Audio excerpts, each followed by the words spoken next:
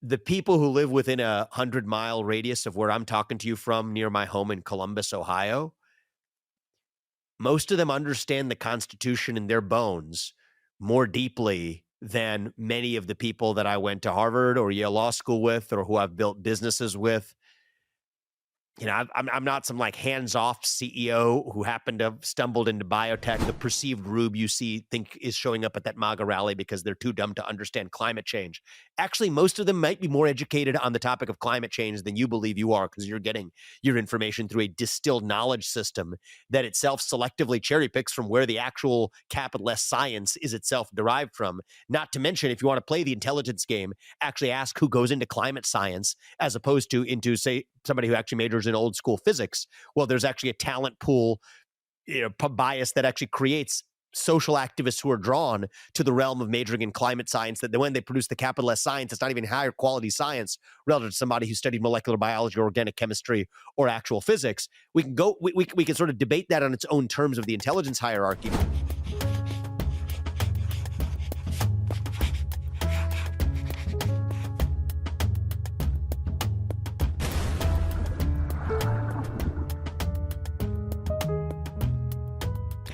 Republican presidential candidate, former biotech entrepreneur Vivek Ramaswamy is hitting a nerve with the American people, or at least some of the American people.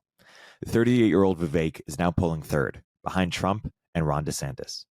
I sat down with Vivek at the end of March for this interview, before his rapid rise in the polls. I decided to rerun it this week, given his rise in the polls and public consciousness, including at the first GOP debate this week. We go deeper on many of the sound bites that have been popping up this summer, including his ideas on the culture war, affirmative action, climate science, and more. These past few weeks have been the debut of many of Vivek's controversial ideas into the mind of the American voter. But Vivek has been evolving his intellectual ideas for a long time, especially among tech circles. In this interview, we covered his ambitious transformation from founder to candidate and discussed his views and radical policy proposals for immigration, the drug crisis, free speech, science research, and more. Here's Vivek. Vivek, welcome to the podcast. We've been talking for a while now, and I'm excited to have a long form conversation. Twitter has been our main medium of getting to know each other a little bit, but it's good to do it the real way. Totally. And I interviewed you on Clubhouse a couple of years ago with Mark Andreessen and Catherine Boyle, and we talked about your book, which is a perfect segue. And at the time, we talked about how you spent a number of years focused on fighting a physical cancer with your biotech company that you took public. And now you set out to then solve a cultural cancer. And you released Woke Inc. You also released Nation of Victims. You started a company, Strive Asset Management, that tried to fight some of the excesses of woke capital. And then you run for president, now you're running for president. So take us through that journey of when you realized that, hey, this isn't just enough to write books and run Strive. I have to go fight this at the highest level. Yeah, I mean, my career was as an entrepreneur, right? So I founded Roivant, and I'm incredibly proud of what we built there. And there's 5 drugs that I personally worked on that are FDA-approved medicines today, and it's a multi-billion-dollar business and all that stuff. That was what my world was. And I began my career studying science, so I thought I was going to be a scientist. That's what that world looked like. I think that since I stepped down from my job at Roivant, traveled the country, I actually wrote, so a pair of books. There's actually a third one. I thought that exposing this, what I saw as a cultural cancer was itself an important service and contribution that I could make. Talking openly as a member of the, whatever, let's just call it what it is, most elite educated. I wasn't born into wealth, but self-generated wealth in elite America, talking with, I think some level of authority, having understood how, if you will, the game is played, to be able to lift the curtain a little bit on why my fellow CEOs and investors and whatnot would privately agree with a lot of what I had to say, but weren't saying it in public. And I understood what that gap was about because I faced some of those same pressures as a CEO. At the same time, I grew weary of just, after a couple of years, I would say, of just complaining about the problem. I do think there's a role for shining a light on a problem, but I felt like I had reached about a couple hundred cable news hits in and 2 books in and the third one on the way. I was hitting a plateau on how much additional contribution I was going to make by just exposing that problem, especially because, I think I played a role and others did too, in creating a little bit of a culture of courage in our country where others were able to step out of their own, closets and start talking about some of the same issues. I felt like the contribution I was able to make as a commentator or as an author started to, hit diminishing returns. And so I thought what I was going to do most for the next 5 to 10 years was to exclusively put myself all back in my career as an entrepreneur to drive positive change through the private sector. And so that's what led me to start Strive. And Strive is doing, great as a business for its first year off the ground. I'm really proud of what we got off the ground. That's what I was all in on as sort of the next step, combined with maybe continuing to write books. Strive was taking on BlackRock, and the ESG movement still is, but through the market, offering market alternatives to everyday Americans to invest capital in the market, but without sending a politicized message to corporate America in the form of environmental or social mandates. Instead, to mandate those companies to make money by providing products and services to people who needed them. And so I was on that journey. I will say that I would say that I came to the realization, and this was in the context of writing my third book on the ESG movement. It's called Capitalist Punishment. It's coming out pretty soon. That it did dawn on me in a deeper way than it did even when I was writing Woke Inc., that this top-down marriage of government and corporate power and the cynical forces that perpetuated, I would say, a lot of cultural orthodoxies and secular cults in America, from wokeism to climatism to whatever else, it only works if we have a culture and a populace that's willing to buy up the narrative that they're selling. It does take two to tango. And the reality is I wasn't going to change that underlying demand side of the equation, no matter how much alternative supply I brought to bear. And I don't believe in silver bullets. I do believe in, a plethora of partial solutions. So I was in my lane through the market. But late last year, I mean, this was really like December of last year, mostly even seriously over Christmas break, the question of the why, like, why are we doing what we do? I mean, that settled in pretty deep for me. My wife and I looked each other in the eye and we started to have a serious conversation about the idea of running for president. It was an idea introduced to me through, it wasn't an unfamiliar idea. There'd be people come up to me and say this at points over the last couple of years during the book tours, but, it wasn't something that we took seriously. But in the midst then of an election season, Donald Trump had already declared we were entering an election season. There's a national identity crisis. It felt like I had a contribution to make to filling that national vacuum of identity that I wasn't going to be able to fully go the distance and be able to do just through the market. And, thankfully I have achieved financial success and independence to be able to now dedicate those resources to having a positive impact. And while I think Strive is going to be, I hope, an important part of a cultural revival in this country, I don't think there's a silver bullet. And I think that there was an opportunity for me to step up and say, you know what, there's a missing national identity in this country. If I can do for America in 2024 what Ronald Reagan did in 1980, leading America out of its last national identity crisis, and I, for reasons we can talk about, I do think that that's what I want to contribute to this race and to this country, then that's what I felt compelled and called to do. And so we entered the race not that far after. It was only 2 months later, by late February. I think I'm one of these people, once I've decided I'm going to do something, I don't like to dilly-dally around. I like to do it. And so by late February, I declared that I was entering the race. I want to introduce some of your ideas to our Silicon Valley audience. So you're running to win, first and foremost. Yes. But you're also running to advance your ideas. And you would love other candidates or the GOP in general to advance some of your ideas, even in the case in which you don't win. Why don't you talk about some of the ideas that you'd most like to be advanced or to be copied by other candidates? Yeah, I mean, look, we're already seeing it. And frankly, I think my team and the campaign team gets a lot more annoyed about it than I do. I think it's a good thing for the country if we're elevating the issues that matter. The GOP is in many ways a party that skips the step of defining what it stands for. My question is, what do we stand for and why do we stand for it? And so then they go to bickering about the who, right? Ronna McDaniel or somebody else, or Kevin McCarthy or somebody else, or Donald Trump or somebody else, just obsessing over the question of the who without ever stopping to have first defined the what and the why. And I think if we define the what do we stand for and why do we stand for it, the question of who actually becomes a lot easier. Who's best suited to advance that agenda? So our whole campaign strategy is to lead the way in defining the agenda, the what and the why, And then the bet is the voters will next year reward the person who led the way in defining that agenda. But it's a win-win either way, is the way I look at it. So the whole campaign for me is about reviving American national identity, answering the question of what it means to be American at a moment in our national history where we lack a good answer to that question. So to me, important ideas of what it means to be American. It means reviving ideas like merit and meritocracy and the unapologetic pursuit of excellence. Reviving ideas like free speech and open debate as a central part of our culture and how we settle political differences. Reviving the idea of self-governance, a society in which every citizen's voice and vote counts equally without, frankly, elite intervention or without a quasi-monarchical structure that imposes the right answers to the questions on the rest of society at large. Rule of law. They'll be examples of principles that then guide my policy positions. So let's talk about merit and meritocracy. I'm the first presidential candidate in history. This may be shocking, but it's as best we can tell, it is true as can be.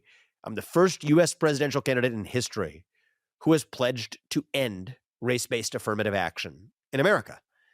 And that's a mystery because it's something that a president can actually do. Why can a president do it? Because affirmative action was created by executive order under Lyndon Johnson. If it can be created by executive order, it can be ended by executive order. I've pledged to do it. Not a single Republican candidate even has touched this issue, not even Donald Trump. And I pushed his people on it. The reason they gave is they said this was not a political hill they wanted to die on. Well, I think that for a lot of reasons, we can talk about what those are. This is an issue that I'm not only prepared to take on, I believe we will end a cancer on our national soul by ending this form of de facto racism embedded into hiring practices and college admissions practices, and really, I would say, a culture across our country. That's an easy one. I think the only person in so many words that is expressly committed to abandon the demands of the climate cult in America. I think that I'm not one of these people that just talks about time horizons or it's an all of the above strategy, who say those words because they think that's what they're allowed to say, even though in their hearts they think something different. I'm going to say that part out loud. I think that the anti-impact framework, the carbon emission minimizing framework, is itself the wrong framework. I think the right framework is one that asks the question of how we maximize human prosperity through metrics like GDP growth. And we can get into, big part of my agenda is unleashing economic growth in the country. Speaking of which, I think that we have to take aim at other impediments to economic growth, not just the climate cult and its demands and unleashing U.S. energy, but also the behavior of the U.S. Federal Reserve. I think the Federal Reserve has been a bad actor for the last 25 years, trying to hit two targets with one arrow, inflation and unemployment, which has proven to be a disastrous 25-year experiment since the Fed got academically infected in the late 1990s. I think what the Federal Reserve needs to do is go back to focusing on what it did focus on, even after it went off the gold standard in the early 1970s for the 1980s and much of the 90s, focused on stabilizing the U.S. dollar as a unit of measurement. That, too, is a big impediment to GDP growth.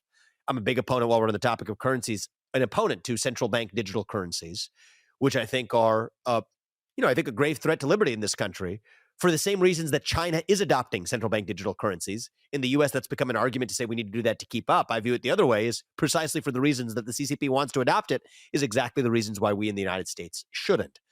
I can go on. I mean, I think that I'm also a proponent of unapologetically solving the actual problems that we face in our country within our own borders, like, say, the fentanyl crisis. It's a supply side driven crisis. It's not an academic debate in a freshman year of a expository writing class where you in principle could say this is demand side driven. Well, in principle it might be. In practice it's not. It's a supply side driven problem in this country, driven by countless amounts. I mean, thousands upon hundreds of thousands of pills and otherwise through which fentanyl is trafficked into this country, responsible for over 100,000 American deaths per year, including in places like my home state here in Ohio, where I'm talking to you from. I believe that it is both a legally and morally justified use of military force to use the U.S. military to annihilate the drug cartels south of the border in Mexico. If we can do it to ISIS across the world, we can certainly do it to the narco state south of our own border, with the cartels as non-state actors that are responsible for literally 50 times as many people as died on 9/11 dying each year here in the United States. So these are unconventional ideas. I have policy positions on most of what enters the mainstream debate too, but these are examples of unique contributions to the debate that I've already made that, frankly, are already starting to be adopted by other candidates, which I think is a good thing, the case I make to the voters is, okay, at the end of this, do we want a follower in the White House or do we want a leader?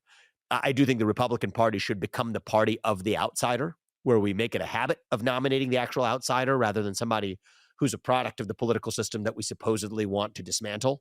But I could probably go on for the rest of the day, but those give you a taste of some of the things. And abolishing the Department of Education is something that, unleashing that $80 billion for better uses and educating our children. These are just a sample of the kinds of ideas that even in the first 4 weeks of this, I've already been, outspoken about, and hopefully I'm driving the debate already. Hey, we'll continue our interview in a moment after a word from our sponsors. If you're a startup founder or executive running a growing business, you know that as you scale, your systems break down and the cracks start to show. If this resonates with you, there are 3 numbers you need to know: 36,000, 25, and 1. 36,000. That's the number of businesses which have upgraded to NetSuite by Oracle. NetSuite is the #1 cloud financial system, streamline accounting, financial management, inventory, HR, and more. 25. NetSuite turns 25 this year. That's 25 years of helping businesses do more with less, close their books in days, not weeks, and drive down costs. 1, because your business is one of a kind, so you get a customized solution for all your KPIs in one efficient system with one source of truth. Manage risk, get reliable forecasts, and improve margins. Everything you need all in one place. Right now, download NetSuite's popular KPI checklist, designed to give you consistently excellent performance, absolutely free, at netsuite.com/upstream. netsuite.com/upstream to get your own KPI checklist. netsuite.com/upstream. I'm curious where you feel that you overlap with Silicon Valley and where you differentiate with Silicon Valley. There's not one, Silicon Valley company I know of that's anti-DEI. And so, you're from Vivek's position, perhaps alienates the 90% that is left wing, and the remaining, 5 venture capitalists who are right wing got on the other side of you on the SVB issue. And although that's kind of a temporary or momentary issue that will probably be in the past, I suspect you have some substantive, more durable disagreements with that side of Silicon Valley as well. So, how do you reflect on where Silicon Valley should overlap with you and recognize the things that you share in common, and where there are substantive differences that you should also be acknowledged as well? I'm a little bit of an idealist here, but I would love to even abandon that Silicon Valley label, because I think it's just another, labels can be confining, both whether you're in the in-group defined by that label or on the outside of it.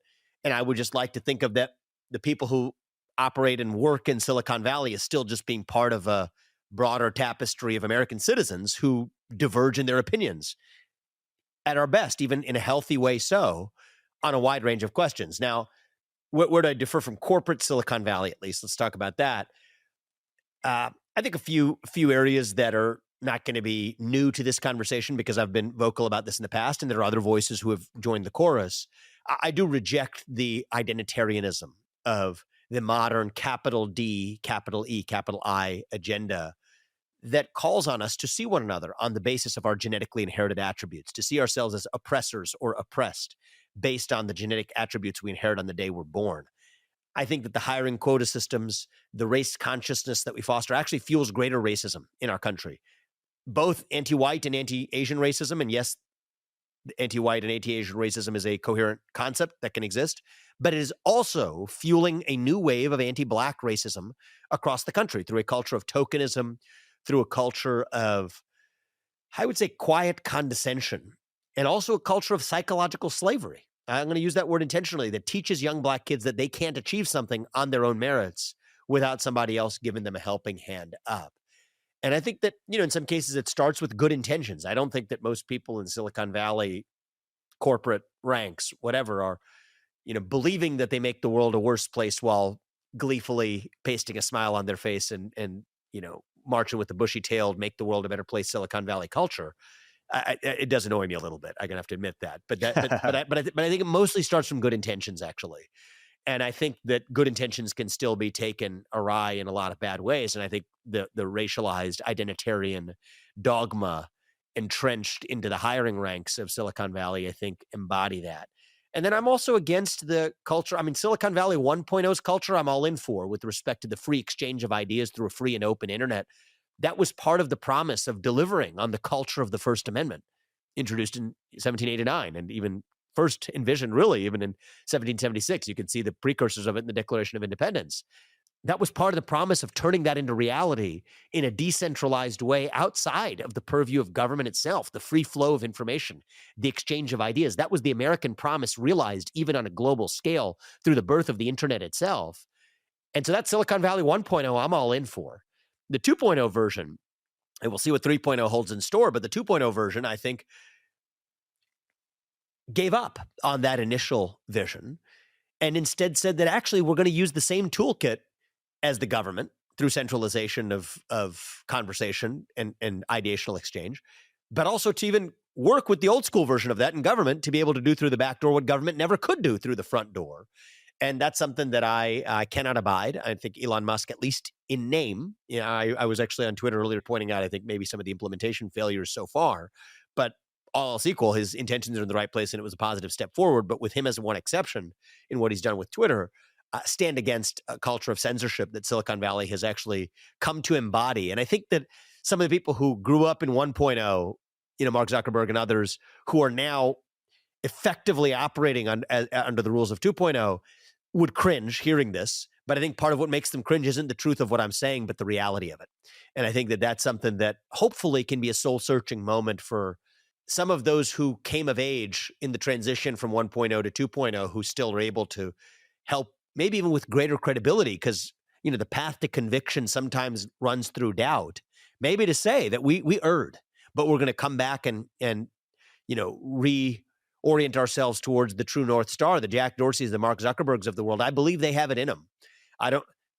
The question is whether they have the fortitude to actually unleash that inner animal. And if not, then it's going to have to be others that do it. It's part of why I'm in this presidential race. But, I think those are some of the areas of disagreement with Silicon Valley 2.0 that actually channeled the spirit of Silicon Valley 1.0 that I'd like to actually see revived. The Silicon Valley Bank stuff, I'm happy to talk about. I was just disappointed, frankly, to see a lot of people who I think agree with me or would have agreed with me on first principle on what should have happened there, blinded by their own self-interest. And we're all human beings. We're all fallen human beings. Maybe I'm blinded by my self-interest at times. Maybe I'm blinded by my self-interest as a political candidate. What is that self-interest? We're making a sacrifice to do this whole thing, right? I've put 8-figure sums of my own money written into the campaign just to start this thing. This isn't self-interested in any capitalistic sense of the word. But I do think that with those caveats to one side, I think that it is interesting to me that amongst, financial intelligentsia, of which I'm a member of one, but I know a lot of others who are as well, there isn't one person who supported the government intervention in the Silicon Valley Bank case who I've met who did not have direct financial interests in actually seeing the government intervene to save the uninsured depositors of Silicon Valley Bank, but plenty from Cliff Asness to Ken Griffin to others who did not have those same direct interests, who were equally members of the financial intelligentsia. I don't think anybody could look at me or certainly Cliff Asness or Ken Griffin to say we're unsophisticated on this issue, who didn't have those financial interests, who came out on the other side of it. So I do think this is a case where self-interest guides the likes of, the David Saxes of the world to reinvent a moral justification for a position that he otherwise would have never adopted and certainly would have been on the other side of in absence of that self-interest. But put that to one side, that's a short-term thing. I think first principles are best discussed amongst participants in a debate where self-interest isn't clouding somebody's judgment on that. But, I think that Silicon Valley is not one thing, just like America is not one thing. But if you're asking me to generalize, those would be some of my responses. Yeah. And you had a great debate with David Sachs on it. So I won't get too much into the SVB. I'll just point people in the show notes to that debate. I'm curious how far you take the merit idea, because if we got rid of affirmative action, we got rid of DEI, undoubtedly the groups that have been propped up by affirmative action DEI would go down. And then similarly, if you extrapolate even further, pure merit-based immigration, I suspect that the groups that are crushing it will have even more of them, and even less of other groups of people who are not. So how far do you take that merit-based idea?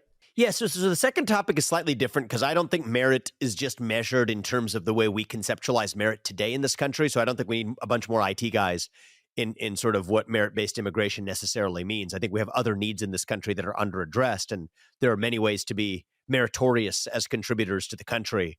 That should be what guides merit-based immigration in the country. But let's take on the hiring question. I think in the short run, you're right. We'd probably see less Black and Hispanic representation.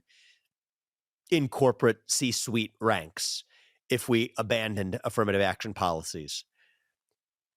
I think that that's a reality and a symptom of our failure to address deeper problems upstream that almost stop us from addressing those deeper problems upstream because we apply these filters that tell us that we've artificially solved a problem through a symptomatic therapy, when in fact, it relieves us of the responsibility of addressing the real problem upstream, which starts in early childhood.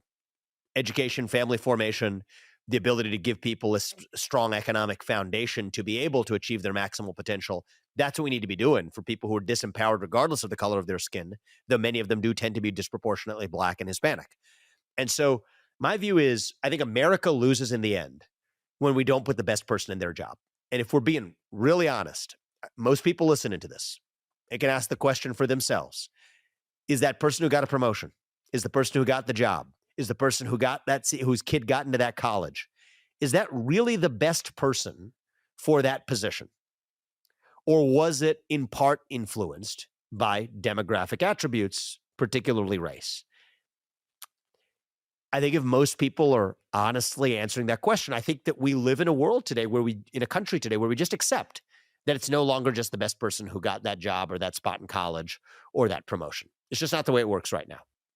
Maybe some people disagree with me. I don't think most people will. I think that's just an acknowledgement of a reality. Now, people may say that there are other social values to trade that off against, and that's a legitimate debate. But here's what I say is America itself loses in the end. First of all, China's not applying these same standards over there, our competitiveness. But we're also degrading the respect that we accord to every one of those Black Americans by effectively supposing that they needed that extra leg up and that hand up. I actually went to this is a first personal point about me. I mean, I went to a racially diverse, not all that well-off public school from 1st through 8th grade. I did not grow up in money. My parents weren't poor. We were middle class, but we happened to be living districted in a school district where if it wasn't majority Black, it was close to it. Okay. And kids who were held back, some of whom were 1 or 2 or even 3 years older than me in the same, class in junior high school and otherwise. There isn't a single one of those Black kids who couldn't achieve everything that I have in my life, that you or your peers have in your life, Erik, if they hadn't been given the same privilege that I had. And I don't mean money. I said I wasn't born into money. But the actual true privilege of being born into a stable family with, yes, 2 parents in the house that placed an emphasis on education and did it with full commitment, making the sacrifices needed as parents to do that for your kids. That's the reality. I don't believe that there are innate or certainly meaningful innate differences across different racial groups. I don't. Some people may disagree with me. I think that that's a whole separate discussion, but I think that that's just not the case, in my opinion. I think it is a case of early acculturation that starts even before schools, though I think that there's some need for reform in schools to provide parents with equal educational access. I think a lot of school choice movements in this country are taking positive steps in that direction. I think that's a huge step forward. But the further upstream we go, the closer we are to hovering right over the flame of truth. It starts with the family. And you know what? 70% plus of Black kids in this country were born into parents with households with 2 parents in the house in the 1960s. Today, it's well under 30% inverted in the other direction. Why? It's because of Lyndon Johnson's Great Society policies that, in the name of helping Black Americans, actually created incentives for Black families to have the dad out of the house because single mothers got paid more money on welfare than the dad was bringing home in. So she's like, oh, I'm married to you. Well, guess what? I'll be married to him, Uncle Sam, because he's going to send me more money. People respond to financial incentives. We created that structure. And then Lyndon Johnson also was, as I alluded to earlier, the president who created affirmative action by executive order, then teaches Black kids through this form of psychological slavery that you can't hack it on your own.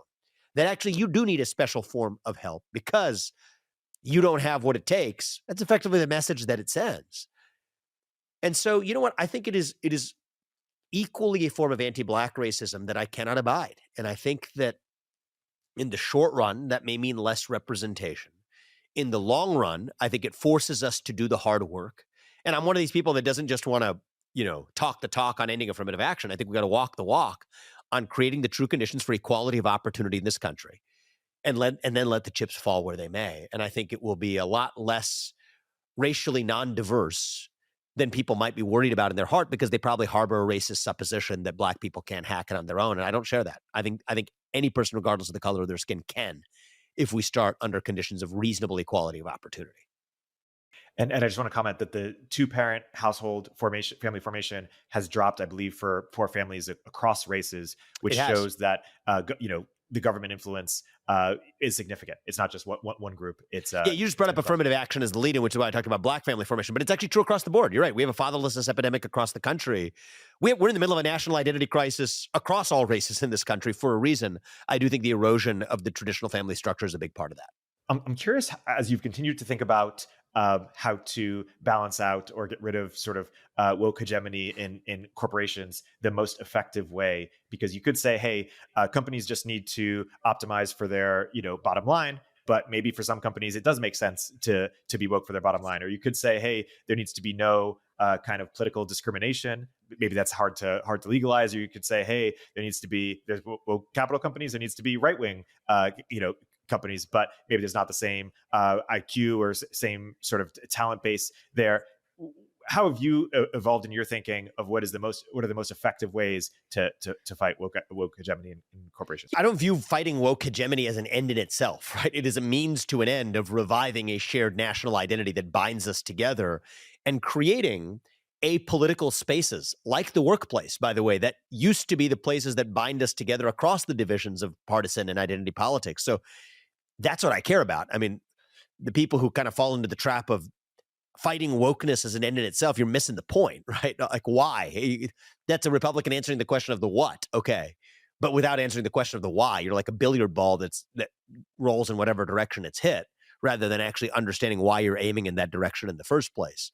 And people say I wrote woke ink, so they may mistake me for one of these people. Well, I mean, read the book or whatever. That you think I care much more about the why, rather than just going through the motions of being anti-woke, which is what I see in a lot of the Republican political establishment today.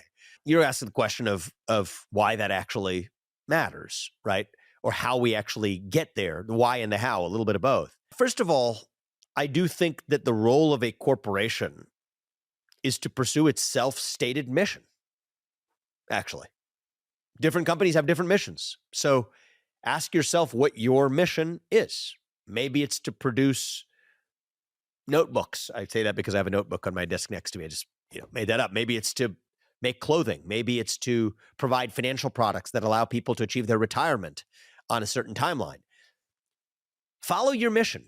And generally the path to value creation, I do believe in the system of fiduciary duties, et cetera, but how do you actually create value? You create value by pursuing a worthy mission, and as a corporation, to have everything that you do be guided by that worthy mission. That's the path to value creation, lasting value creation of an enterprise. So every corporation owes it to itself to ask itself what kinds of diversity do help you advance that mission and what kinds don't. Right, let's take a steakhouse. Okay, the purpose of a steakhouse could be to provide culinary delight to their customers through serving a particular kind of meat. Okay, fine. I think it's incumbent on that steakhouse to ask itself what kinds of diversity it wants in its workforce ranks versus what kinds of diversity it does not want. Even the ever-prized diversity of thought is still, to me, if you're a corporation, just a means to an end of achieving your mission.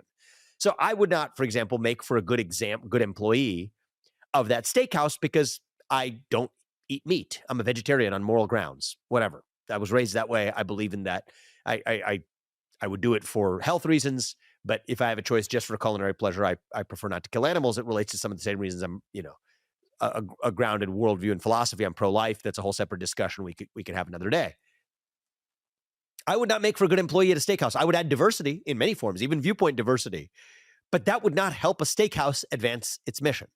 And so that's where I land on this. I called it critical diversity theory, was I think the chapter in Woke Inc. that sort of described my worldview here, is that institutions should be diverse in their approach to diversity. But what I reject is the off-the-shelf approach. And if you have a 3-letter acronym, the chances are that's a good indicator that's off the shelf to say that there's one set of agendas, be it DEI or ESG or whatever else, CSR, that rejects the pluralism, institutional pluralism, the pluralism amongst the missions of different companies. And so I guess that's kind of the easy answer to the whole thing.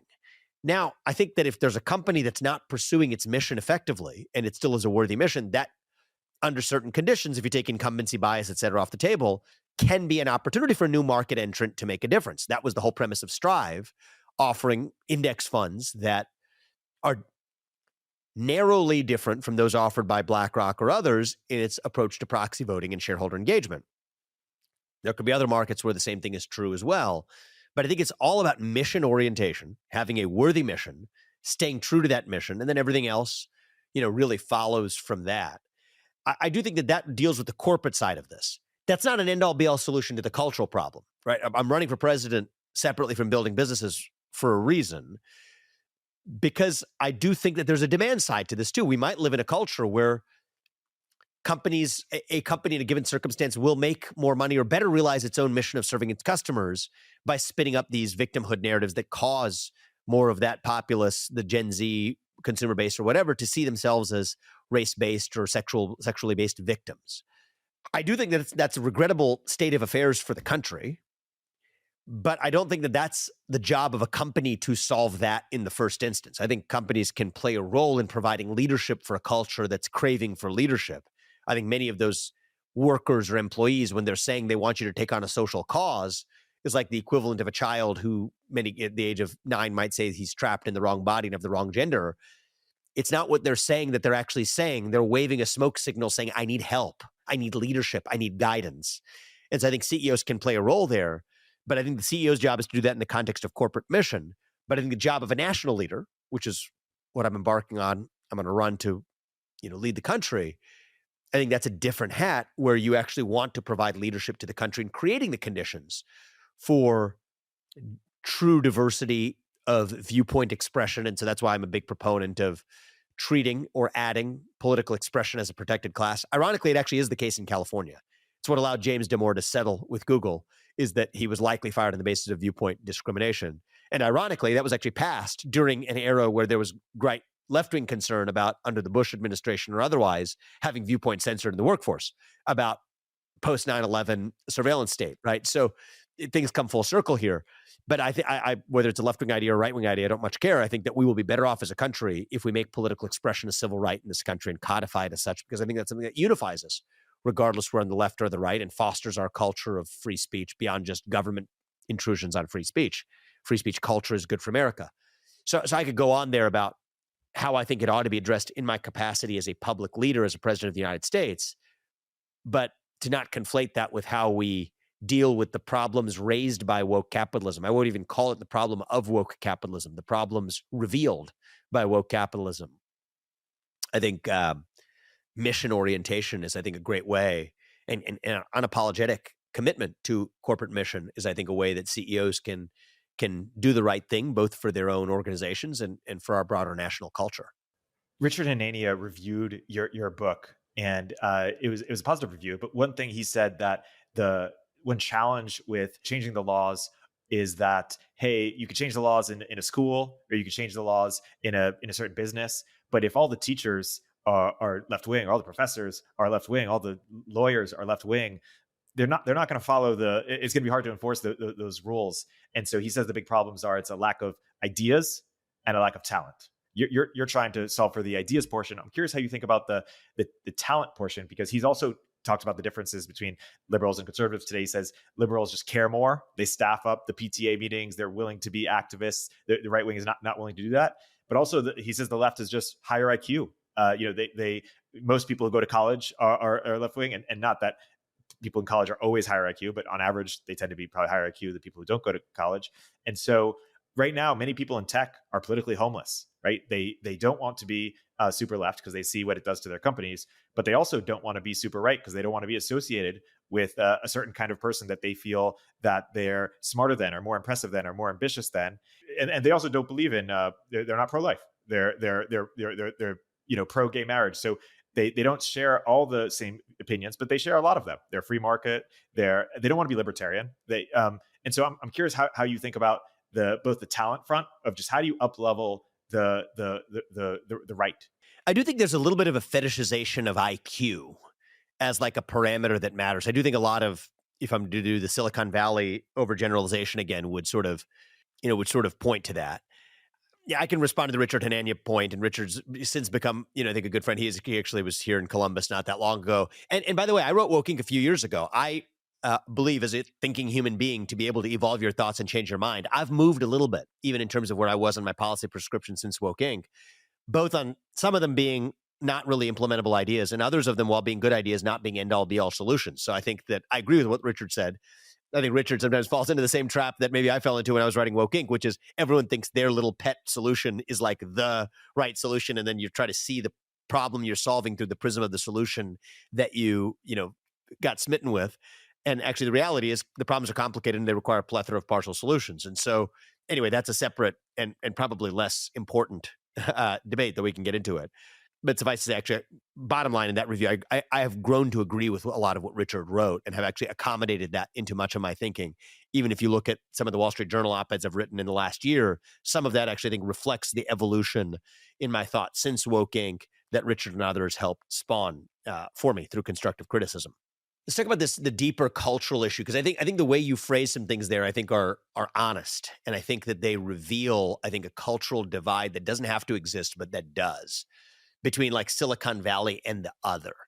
Like let's talk about like particularly the reluctance between many in Silicon Valley today, seeing themselves kind of in their heart drawn to what, I'm not being presumptuous, I just think it's true, drawn to what some people like me are saying on some issues relating to national identity, but who sort of shun the idea of the, Republican or right wing label. It's because Trump was so beyond the pale for so many people, right? Yeah, just forget Trump, forget the who, just forget the labels. Just think about it in terms of first principles. You can decide where you are on the policies. I think you'll probably, at least for a Republican like me, probably find a lot of people would find a lot of common cause without identifying themselves as Republican. We're seeing this in partly our data, by the way, Erik, too, is like I think 30% of our donors, or like close to 30%, 29% of our donors in the first month. And we had like lots of unique individual donors. A, they were small donors, but B, 29% of them were first-time donors to a Republican candidate. So I hope we keep that number high. Normally, I'm told it would be like 2%. So it's like an order of magnitude higher percentage, more than that, a little bit more than 10x higher what the norms would be for first-time candidates. And that's great. That's great. I'm for dissolving a lot of these artificial boundaries that we create. But I think part of what's at work isn't really a policy difference. It's sort of a cultural otherness. Like, I'm not one of them. And I think that there is this mentality of like the Rube mentality or whatever that feels a little bit undignified to find common cause with a guy who's like wearing a camo hat showing up at like a MAGA rally. I think we need to find a way of culturally piercing through that otherism. I think it's a form of otherism. And I think you see it in reverse too, the otherism of like, Silicon Valley. But I mean, let's be honest about who holds the tickets to power in the country. It's not like an equal asymmetric, distribution there. So I think that that's not to say that one form of otherism is more justified than the other, but maybe the people who are, I think, in a position of, economic power, at least in the country, ought to be willing to go first in abandoning otherism. And, I think that part of my role here in this debate, national landscape or whatever, I mean, maybe some people will hear some of the things I say on a given day and disagree with them and think that guy's dumb, and they're entitled to that. But I don't believe in false humility. All right. I think I've probably achieved what most people who move to Silicon Valley to become an entrepreneur aspire to. Maybe not at the absolute highest level. It's not $1 trillion company I've created, but I've built 3 companies from scratch in the last, 10 years, written, 3 books, 2 of which are best-selling books already, graduated the tops of my classes at places like Harvard, Yale, et cetera. I'm not saying this to boast. I'm saying this to sort of build a connection with a base of people who I can then use that standing to tell you with firm authority, okay? The people who live within a 100-mile radius of where I'm talking to you from near my home in Columbus, Ohio, most of them understand the Constitution in their bones more deeply than many of the people that I went to Harvard or Yale Law School with, or who I've built businesses with. I'm not some like hands-off CEO who happened to have stumbled into biotech and then just found the smartest people. I did find the smartest people I could, many of whom were smarter than me, who we did bring in. But the 5 drugs that are approved on the market today, they would not be on the market today for a rare genetic disease in 20 kids who now live lives of a normal or are able to live lives of a more normal duration who would have died by the age of 3, to men with prostate cancer, to a drug for endometriosis and for uterine fibroids, to psoriasis, to a drug for elderly people with overactive bladder. I, I'm first personally like involved in overseeing the strategy with FDA of the trials we need to run. Like I said, like this coming from me here. I'm trying to find sort of some sense of common cause and purpose with people who think of themselves as product guys with skinny jeans and thinking that coding makes the ability to code puts them in a different moral or intellectual stratum. Maybe it does put you in a different intellectual stratum, but the first thing I would say is not as much as you think, I think, actually. But the second thing I would say is that there's a fetishization of like IQ as a parameter that matters after a certain point of intelligence. Like, it doesn't matter if you're that much more intelligent or not, even in terms of your ability to make useful contributions. But then when it comes to human dignity that you're going to accord somebody, it doesn't matter at all, even whether you're at that stratum or not. And I think the sense of losing your self-importance just because you're like smart or intelligent, have some authority to deliver this message because whatever, for whoever's playing that sport, like 99.99% of the time, I'm going to have outwon that relative to you. But I'm just going to tell you from that position of like self-realization, that does not accord you more moral worth than the rube who you perceive to show, the perceived rube you think is showing up at that MAGA rally because they're too dumb to understand climate change. Actually, most of them might be more educated on the topic of climate change than you believe you are, because you're getting your information through a distilled knowledge system that itself selectively cherry picks from where the actual capital S science is itself derived from. Not to mention, if you want to play the intelligence game, actually ask who goes into climate science as opposed to into, say, somebody who actually majors in old school physics. Well, there's actually a talent pool, bias that actually creates social activists who are drawn to the realm of majoring in climate science, that when they produce the capital S science, it's not even higher quality science relative to somebody who studied molecular biology or organic chemistry or actual physics. We can sort of debate that on its own terms of the intelligence hierarchy, but suffice to say, the people who are the consumers of actual primary knowledge at a MAGA rally here in Ohio probably know more about the actual impact on human flourishing of the use of fossil fuels than somebody who's receiving their information on the same topic from a distilled, approved pipe channel of how they get their knowledge on the same subject. And so whatever I'm going to say that's most persuasive, some of that probably sounded, unhumble. And I did that on purpose for a reason, because I'm trying to, bridge a divide here that I don't think has to exist. I think if people lose their sense of self-importance about their own IQ or the number of green pieces in their bank account is giving them any form of moral authority in the country, I think that the people in the rest of the country have a pretty good sixth sense and antenna that you feel that way too. And that's a big part of the division in our country. And I think we would do well to abandon these false idols that we, I think especially in Silicon Valley culture, Wall Street culture, where I kind of first began my career, have grown accustomed to wearing. And then on a given day where we're, feeling like a good citizen again and wondering where to send our political dollars and who to host a fundraiser for, feel like we ask the question, why are we so divided? Try looking in the mirror. I think each of us owes it to ourselves to look in the mirror and ask ourselves what role we played. Easy to point at January 6th and point at the TV and play some footage and say, I'm not that. A lot harder to look in the mirror and ask yourself what role you played in actually creating that. I think any American who's going to point out what happened on January 6th and as a national travesty and blaming somebody else for it, my homework assignment for you is look in the mirror and ask yourself what role you played in creating the conditions for that. And I think every American has some self-reflection to do on that count. And I think the more of it we're willing to do honestly and engage in ourselves, I think the more likely it is we're going to have a thriving nation left at the end of it. It's not just Silicon Valley and Wall Street. It's really just education polarization in general, where you sort of have a class that goes to university and all believes a certain way, and 2/3 of the country that doesn't. Basically, what sort of 2016 and Trump and others did is or what happened as a result of it is you can no longer be right wing, still be in good graces of people, of your coworkers, of your friends, of your relations. They don't date anymore across the aisle.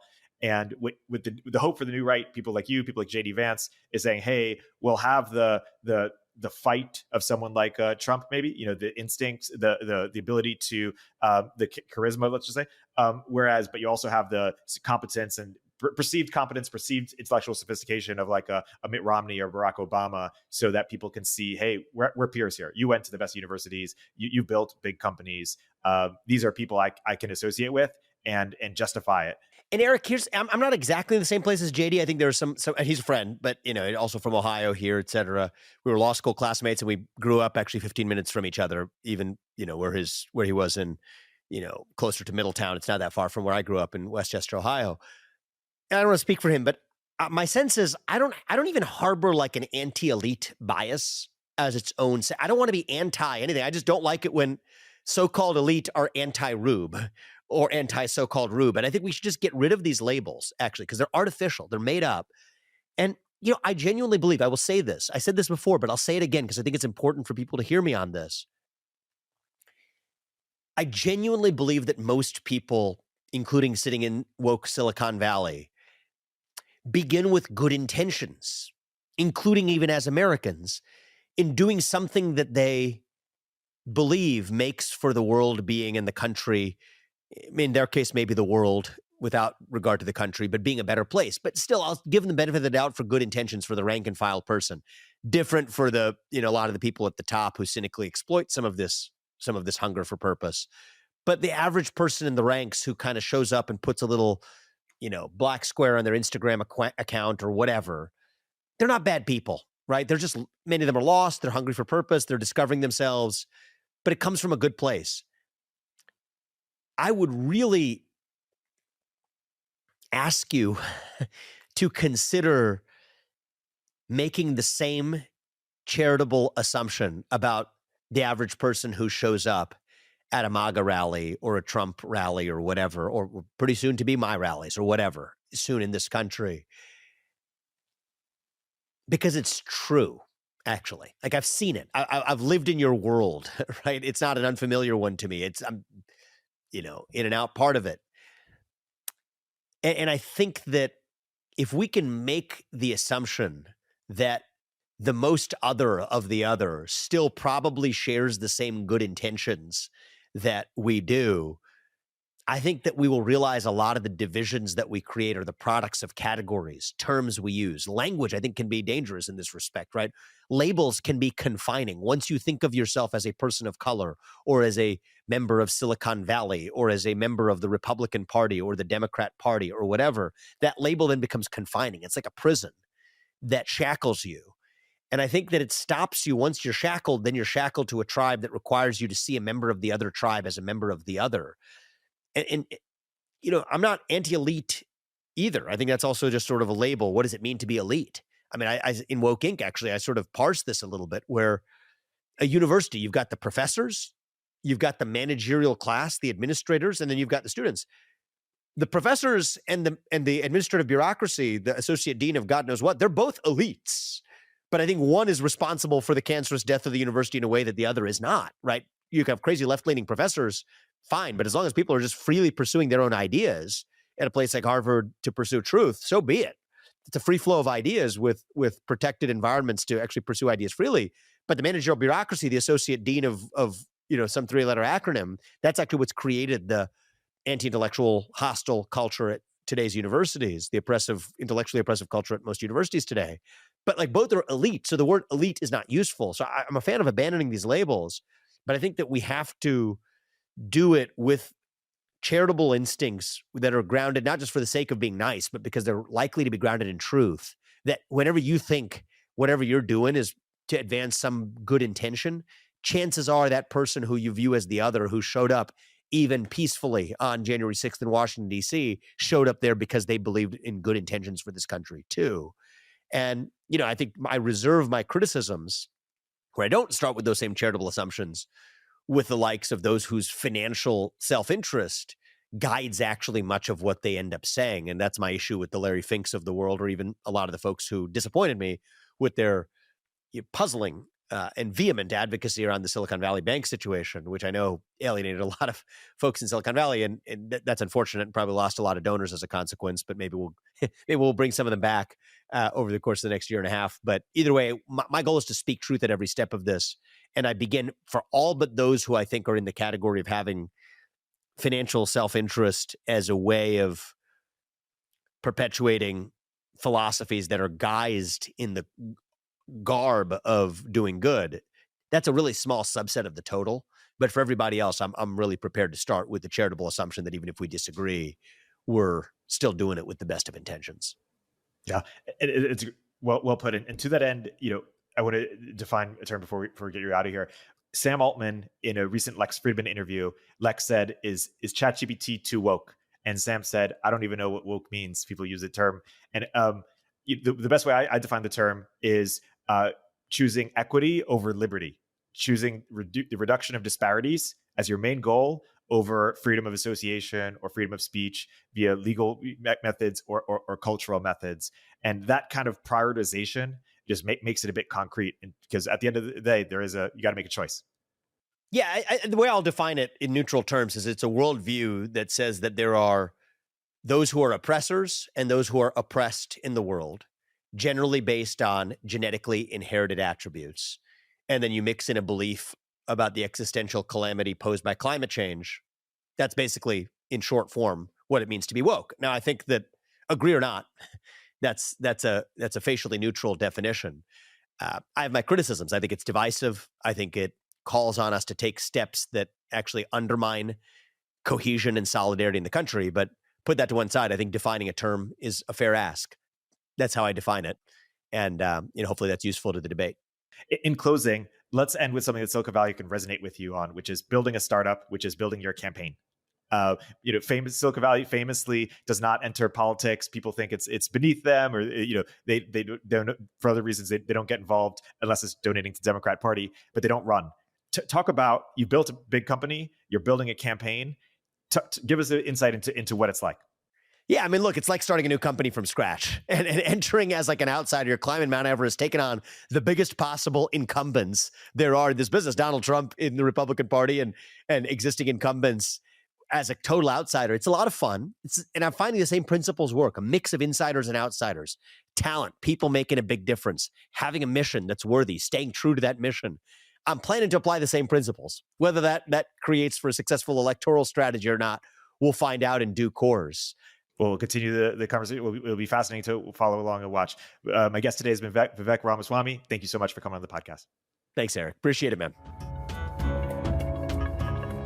Upstream with Erik Torenberg is a show from Turpentine, the podcast network behind Moment of Zen and Cognitive Revolution. If you like the episode, please leave a review in the Apple Store.